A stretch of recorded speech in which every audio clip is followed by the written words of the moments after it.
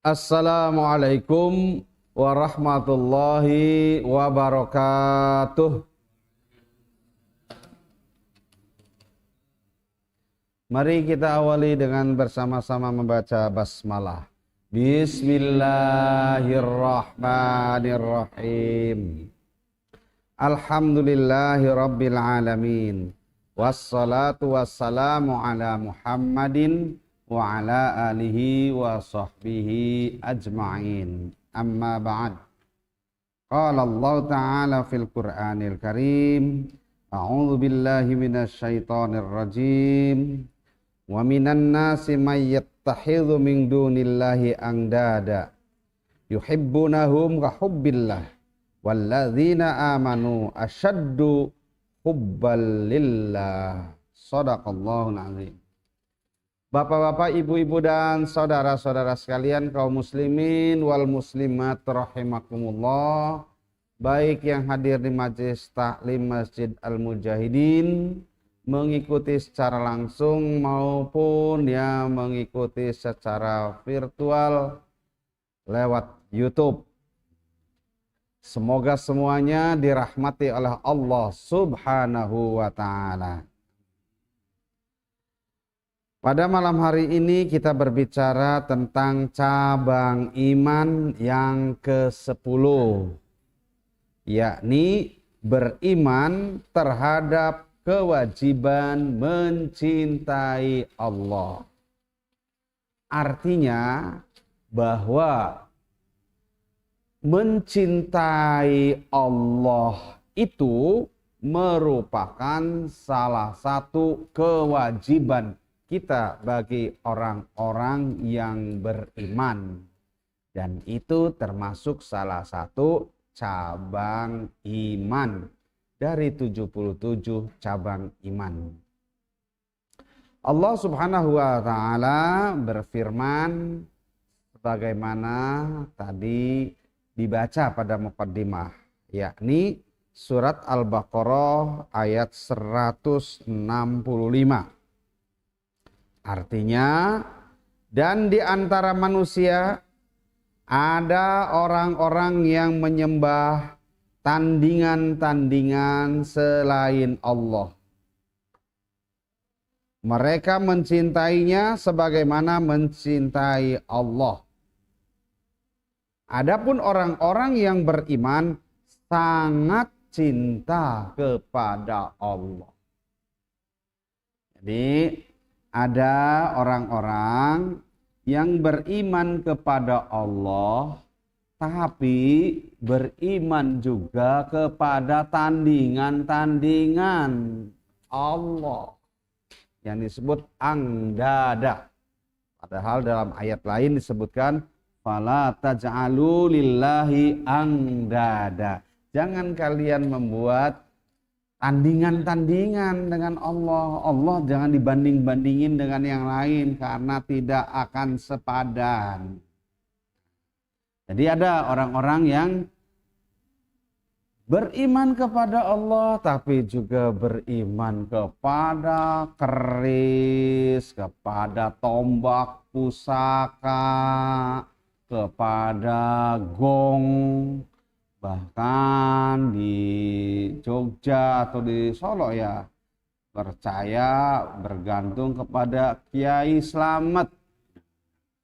Nah, Kiai Slamet itu julukan untuk nama seekor kerbau bule. Nah, tapi mereka juga beriman pada Allah, mereka sholat juga, tapi begitu memuja kepada Kiai Slamet, yaitu kerbau bule itu, ya, kerbaunya putih, ya mati lah, mati terus nyari lagi, ya itu.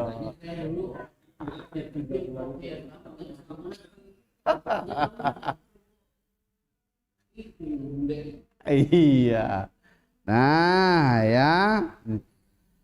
Tapi orang-orang yang imannya sejati, yang imannya kafah, total 24 karat, nah, yaitu berimannya kepada Allah sangat cinta, bukan sekedar cinta, tapi sangat cinta kepada Allah. Itu yang disebut generasi robbani. Sering dengar kan kata generasi robbani itu ya. Itu generasi yang sangat cinta kepada Allah. Dengan dibuktikan dia belajar Al-Quran dan mengajarkannya. Itu ada dalam surat Ali Imran ayat 79. Ya, pengen tahu generasi robbani adalah generasi yang gemar belajar Al-Quran dan gemar mengajarkannya. Kalau di antara bapak ada yang sedang belajar Al-Quran, itu udah melangkah setengah. Nanti udah bisa, harus mengajarkannya. Itu ya, itu namanya generasi robbani. Tapi kalau fashion, rabbani. Nah itu toko bu. Oh, ini baju ya. Ya, jadi orang beriman yang sejati cintanya kepada Allah itu sangat. Bahasanya asyaddu hubbalillah. Sangat cinta kepada Allah. Seperti apa? Ini paparannya. Mencintai Allah lebih dari yang lain. Sebagaimana surat At-Taubah atau surat ke-9 ayat 24. A'udzu billahi minasyaitonir rajim. Ini surat At-Taubah. Perlu diingat, kalau membaca surat At-Taubah tidak disunahkan membaca bismillah. Cukup ta'awuz langsung. Ya. Kenapa? Nanya sama Pak Argo malam Ahad ya. Qul in kana aba'ukum wa abna'ukum wa ikhwanukum wa azwajukum wa ashiratukum wa amwalun iftaraftumuha wa tijaratun tahshawna kasadaha wa masakinu tardawnaha ahabba ilaikum minallahi wa rasulihi wa jihadin fi sabilihi fatarabbasu hatta ya'tiyallahu bi amrih wallahu la yahdil qaumal fasiqin.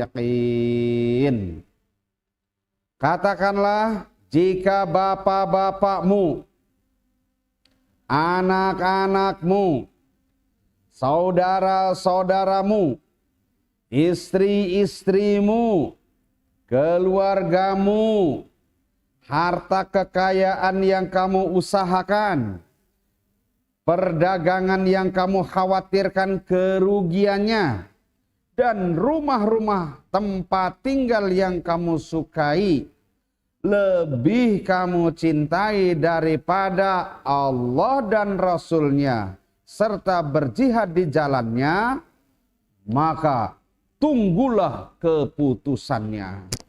Dan Allah tidak memberi petunjuk kepada orang-orang yang fasik. Shadaqallah.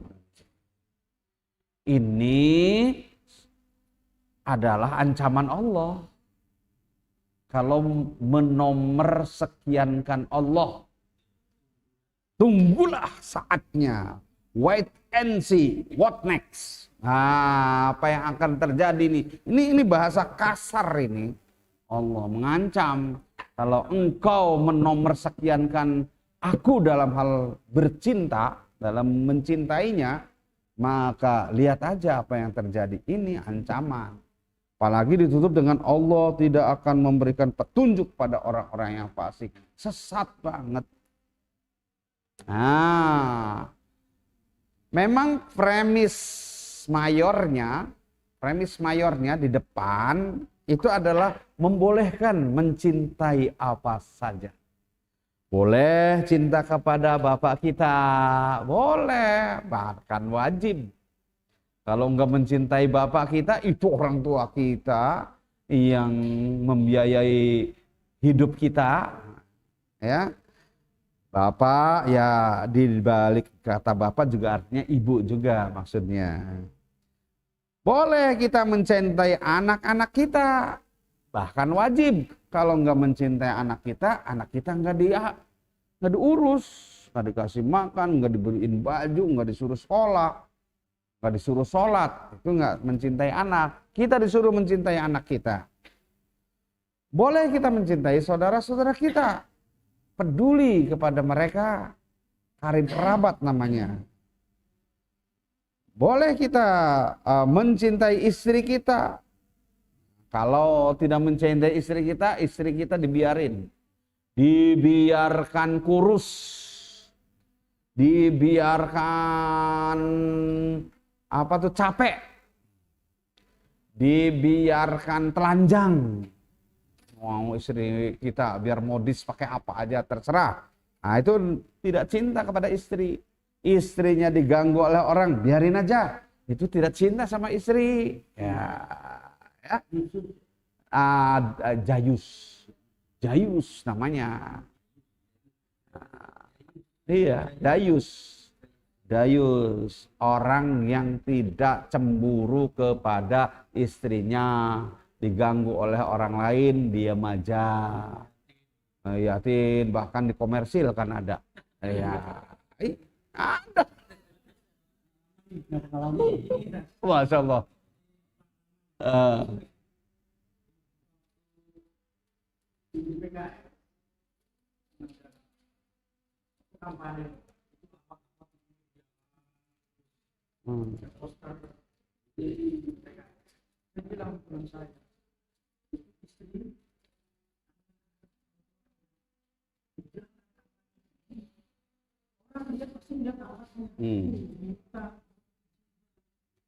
Kalau istri, kalau suaminya membiarkan istrinya, anaknya, pasti orang akan melihat perempuan itu selingkuh juga.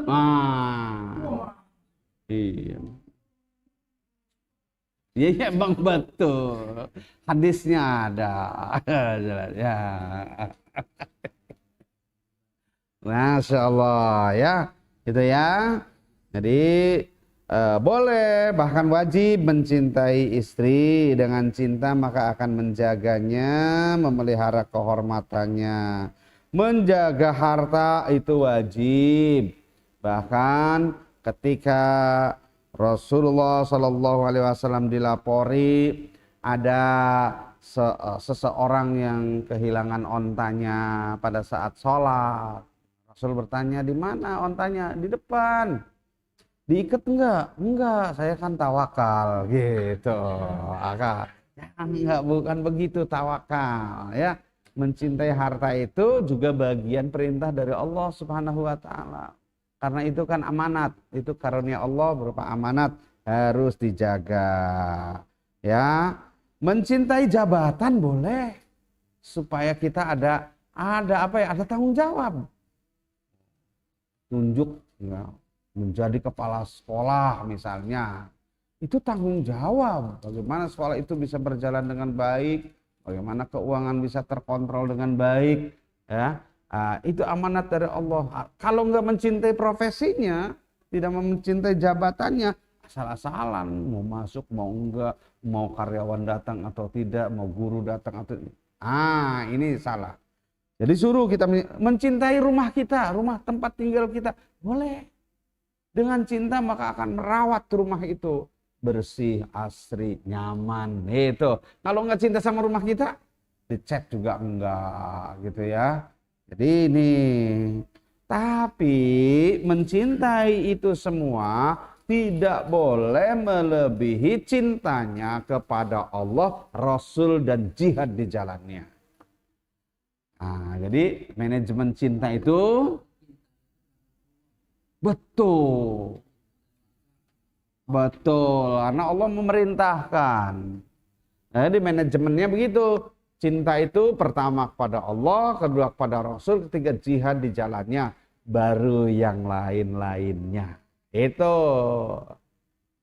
Ya. Begitulah ikatan cinta kita dengan Allah. Ini surat 9 ayat 24. Nah, hubungannya dengan cinta kepada Allah, Rasulullah Sallallahu Alaihi Wasallam bersabda, kita baca ya, salasun, monggo, sama-sama, mangkunna fihi wajada halawatal iman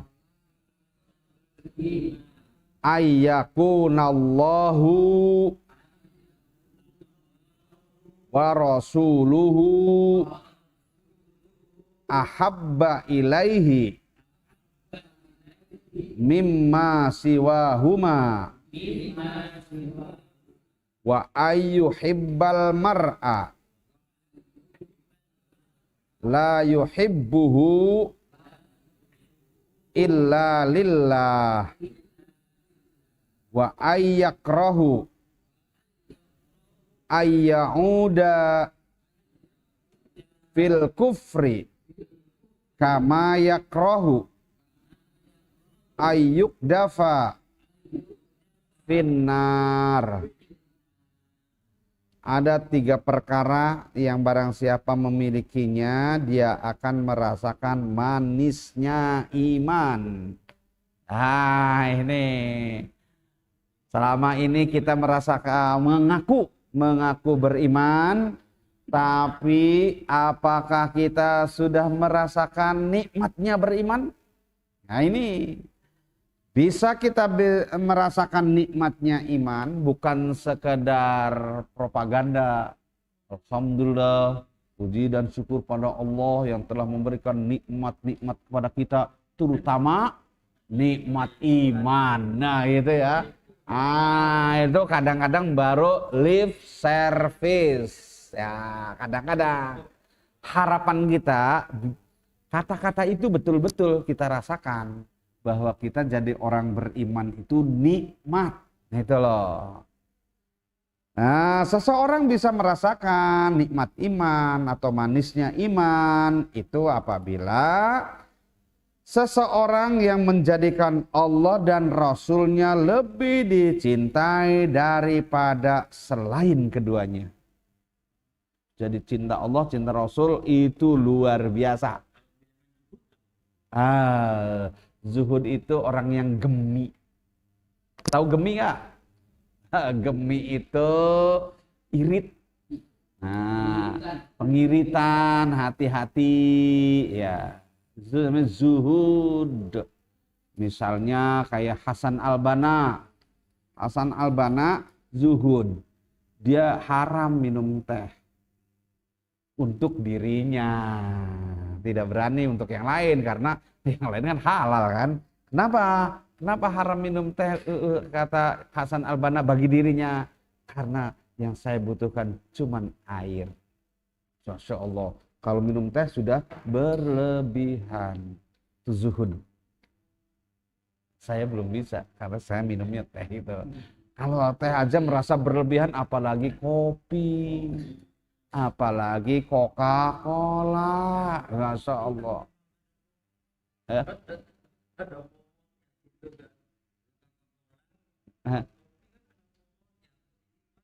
Iya. Nah, bawa buat dirinya saja.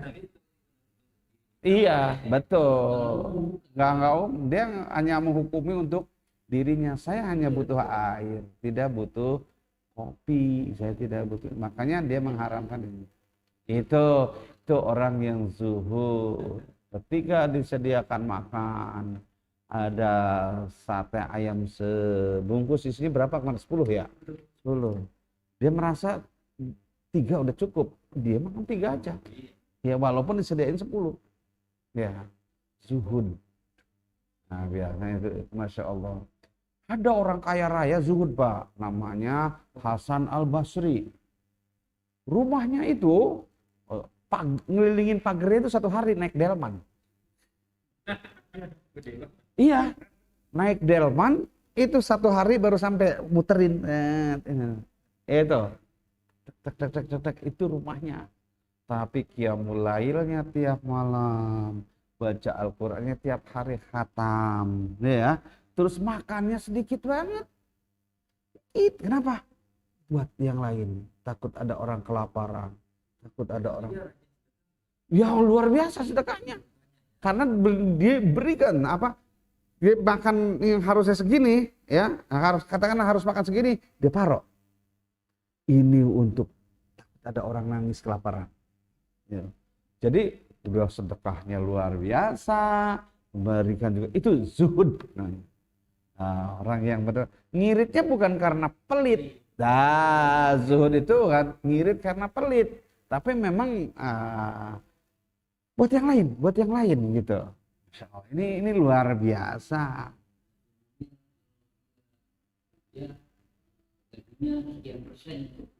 Betul, Masya Allah. Cukup untuk kebutuhan operasionalnya saja. Kalau makan lauk nggak pernah lebih dari 2. Nggak pernah lebih dari 2. Kalau misalnya ada ikan, sama sayur ya udah cukup. Kalau kan ada ikan, ada sambal, ada sayur, ada lalap, ada banyak kan?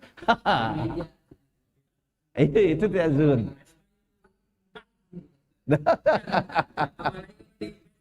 Iya. Udah makan bakso pula. Ada zup ambil juga. Mau namanya mumpang-mumpang. Orang zuhud nggak begitu. Orang zuhud nggak begitu. Ya tidak bagus kan? Iya nggak boleh. Berlebihan kan? Satu sakit. Ya. Dan mungkin buat orang yang akan datang berikutnya, ya, itu kita wajar-wajar saja. Imam Syafi'i sama Imam Iya, betul. Iya. Di tempat dia bilang gitu. Imam Syafi'i itu Imam Ahmad tegur dia.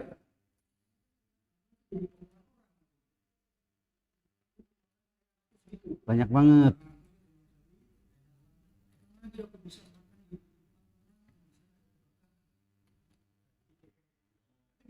Iya.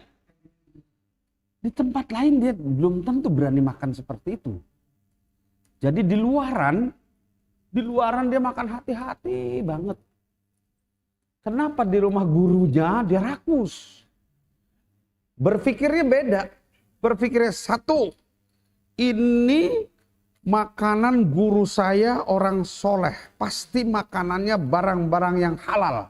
Kapan lagi makan? Iya, udah jelas halalnya nih.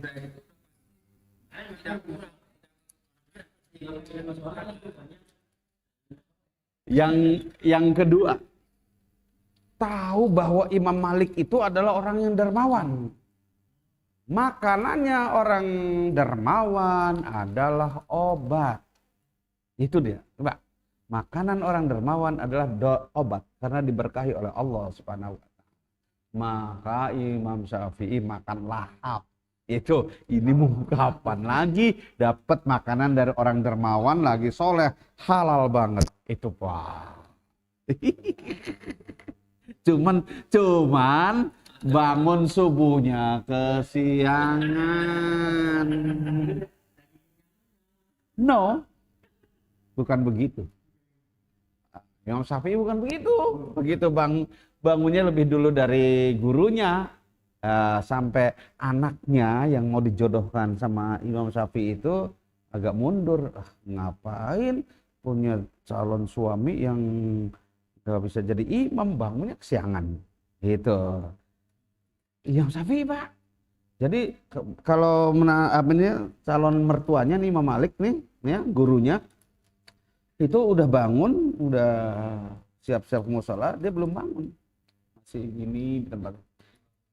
Akhirnya dibangunin, begitu udah selesai salat subuh, ditanya, kenapa kamu bangunnya siang? Jawabnya, saya nggak tidur.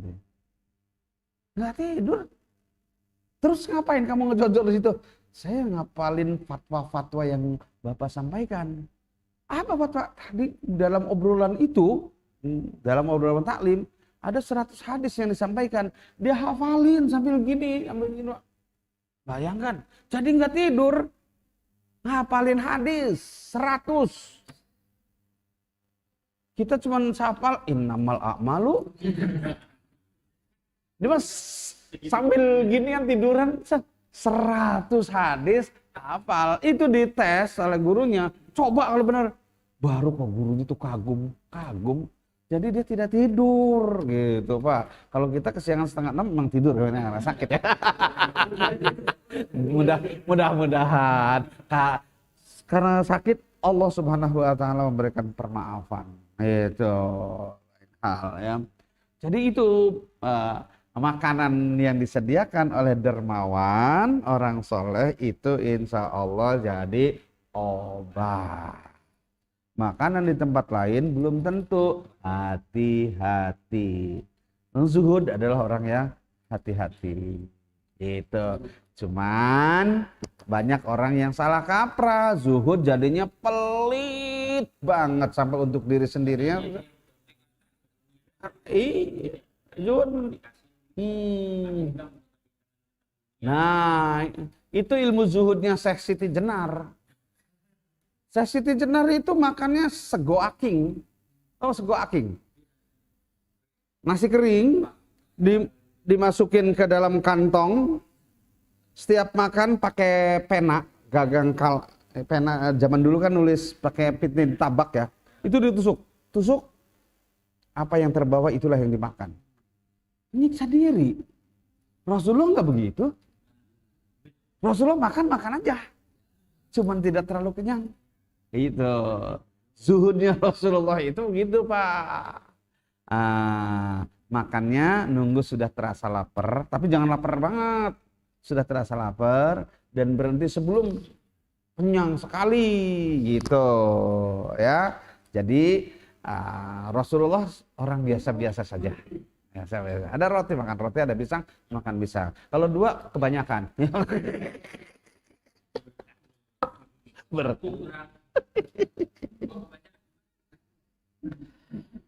Kembali ya, orang yang akan merasakan manisnya iman adalah seseorang yang menjadikan Allah dan Rasulnya lebih dicintai daripada selain keduanya.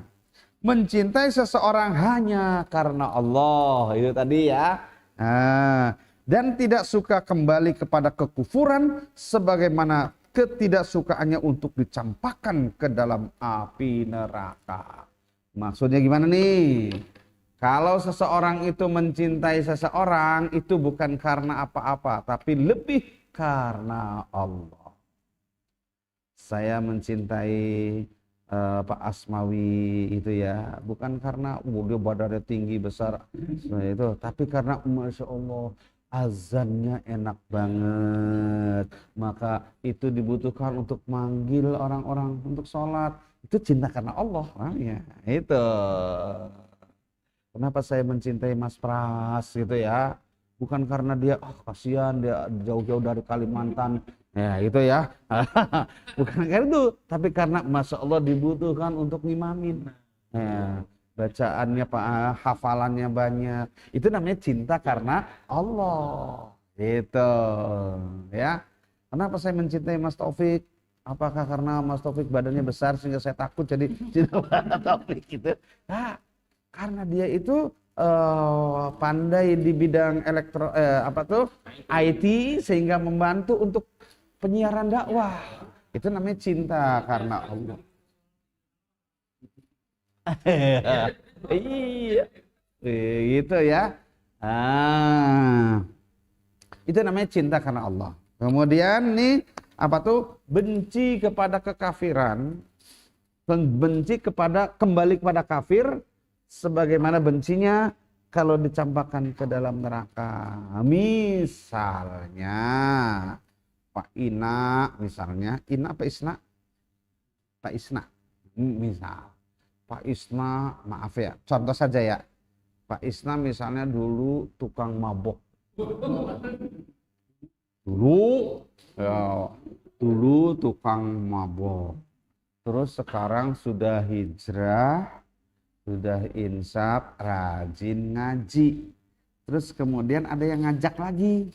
Nah, sekali-kali yuk ngedrink gitu. Lah, itu kan berarti diajak kembali ke kekufuran. Namanya kepada kemaksiatan. Itu benci banget kepada itu sebagaimana bencinya akan diceburkan ke dalam neraka. Jangan terus kemudian mencintai lagi. Iya deh, sekali-kali. Nah, kita mah demi akhirnya STMJ. Sholat terus, maksiat jalan. Nauzubillah min. Nah, kalau sudah bisa seperti itu, akan merasakan manisnya iman. Jadi orang beriman tuh nikmat. Karena nikmat dipertahankan. Karena nikmat maka dipertahankan sebagaimana Bilal bin Rabah. Pernah dengar cerita Bilal bin Rabah? Belum ya. Bilal bin Rabah itu budak belian, hamba sahayanya Umayyah kalau nggak salah waktu itu ya. Tapi terus kemudian beliau ikut ngaji, ikut ngumpul-ngumpul di rumahnya Pak Arkom, bukan Pak Ikrom, Pak Arkom. Beda tempat. Itu di situ tempat pengajiannya Rasulullah bersama para sahabat. Namanya Darul Arkom. Datang ke situ karena seringnya datang dengerin pengajian, terus kemudian jadi dia bersyahadat. Ketika diketahui bahwa Bilal ini bersyahadat, Bilal itu disiksa habis-habisan oleh tuannya, digebugin, dibuka bajunya, ditelungkupkan di tengah-tengah padang pasir yang panas, lalu dicambuk bahkan ditimpa dengan batu. Disuruh kembali murtad. Kamu tuh ikut-ikutan Muhammad ya. Muhammad itu teroris, Muhammad itu ekstremis, Muhammad itu orang kacau gitu. Ayo balik, kamu itu budak saya, gitu. Dikasih makan oleh saya, dikebugin gitu. Padahal ilmunya nggak banyak, karena ngajinya kan baru itu. Cuman yakin bahwa Allah itu Tuhan yang satu, yang esa. Jawabannya Allahu Ahad. Digebuk Ahad. Ahad. Artinya Allahu Ahad. Nah itu saking merasakan nikmatnya jadi orang beriman. Rasa sakitnya itu kalah oleh rasa nikmatnya beriman kepada Allah. Sebelum jadi menteri, iya. Karena akhirnya kan jadi menteri Pak ya. Menteri penerangan dia Pak. Muazzin itu menteri penerangan. Azan kan memberitahu. Azan itu salah satu tugas ya. Salah satu tugasnya. Jabatannya di Madinah ketika hijrah. Menteri penerangan. Bilal. Ya. Abu Bakar As-Siddiq. Ketika disiksa seperti itu. Abu Bakar datang. Lalu kemudian minta dimerdekakan. Berapa harga tembusannya? Mereka ngobrol-ngobrol. Orang kayak begini gak usah dibeli juga apa-apa gitu. Orang nyebutin aja sejumlah uang. Abu Bakar orang dermawan, lebih dari itu, beberapa kali lipat dari itu diberikan uang, saya dibebaskan. Dibebaskan. Jadi bukan jadi budak. Enggak, dimerdekakan. Iya. Gitu. Jadi dimerdekakan. Jadi manusia yang bebas, mandiri. Masih, waktu itu masih. Kan apalagi masih di Mekah, Pak. Masih di Mekah. Masih. Iya. Masih. Kan ayat tentang pembebasan perbudakan juga belakangan. Nah. Bahkan ayat mabok juga, larangan mabok juga belakangan datangnya. Gitu. Jadi awal-awal masih ya, karena Allah mengajarkan secara bertahap, nggak mungkin langsung blek begitu, ya. Jadi waktu awal-awal Islam mungkin mabuk belum dilarang, ya, perbudakan belum dibebaskan, ya, masih ini. Setelah baru di Madinah sudah tertata, ayat-ayatnya sudah banyak turun, lebih banyak lagi, barulah itu ada pembebasan perbudakan, ya, dan seterusnya, ya. Iya, betul. Makanya Islam itu ajaran yang kafah.